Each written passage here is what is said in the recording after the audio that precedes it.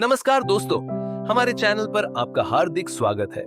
अगर आपको हमारा कंटेंट पसंद आए तो कृपया इसे लाइक और सब्सक्राइब करना न भूलें। आपके समर्थन के लिए धन्यवाद। क्या हमारी दृष्टि हमेशा सत्य को देख पाती है? अक्सर हम जो देखते हैं वह पूर्ण सत्य नहीं होता। श्राद्ध में कौवे को भोजन क्यों दिया जाता है? क्या आपने कभी सोचा है कि श्राद्ध के अवसर पर अन्य पक्षियों की मौजूदगी के बावजूद कौवों को ही भोजन अर्पित करने का प्रावधान क्यों है? धार्मिक दृष्टिकोण से इसके पीछे दो प्रमुख कथाएं हैं। गरुड़ पुराण के अनुसार यमराज ने कौवे को यह वरदान दिया था कि जो उन्हें भोजन अर्पित करेगा उसके पितर प्रसन्न और तृप्त होंगे। दूसरी कथा रामायण के अनुसार श्री राम ने कौवे को भूत, वर्तमान और भविष्य देखने की अनूठी क्षमता का वरदान दिया था। इसके साथ यह भी कहा गया कि जो व्यक्ति कौवे को भोजन देगा उसके पितर संतुष्ट होंगे। कौवे के बारे में कुछ रोचक तथ्य। कौवे न केवल धार्मिक मान्यताओं में महत्वपूर्ण है बल्कि उनके व्यवहार और स्वभाव में भी कई दिलचस्प बातें छिपी हैं। 2007 में ऑक्सफोर्ड यूनिवर्सिटी के शोध में यह सिद्ध हुआ कि कौवा दुनिया के सबसे बुद्धिमान पक्षियों में से एक है। उनकी स्मरण शक्ति अत्यंत तीव्र होती है और वे परिस्थितियों के अनुसार अपने व्यवहार को बदलने में सक्षम है। कौवे जीवन भर एक ही साथी के साथ रहते हैं जो उनकी वफादारी और सामूहिकता को दर्शाता है। वे कभी अकेले भोजन नहीं करते।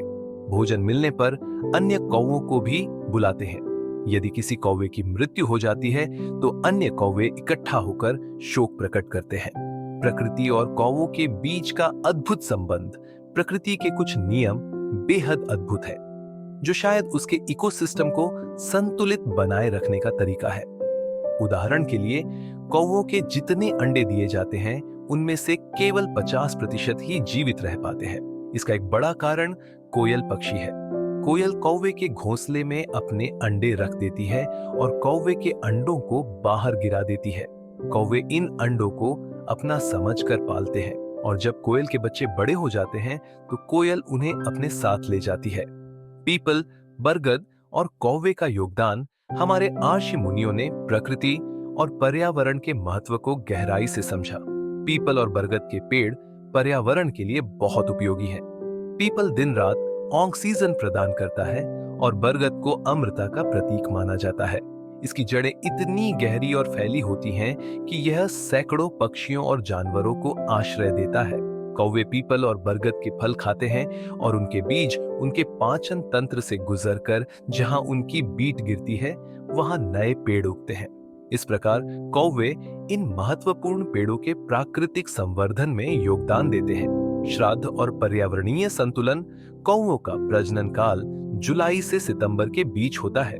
इस समय उनके बच्चे बड़े हो रहे होते हैं। इसी दौरान श्राद्ध पक्ष का समय आता है। हमारे आर्षियों ने इस समय को ध्यान में रखते हुए कौवों को भोजन देने की परंपरा विकसित की। इसका उद्देश्य न केवल धार्मिक था बल्कि पर्यावरणीय संतुलन बनाए रखना भी था।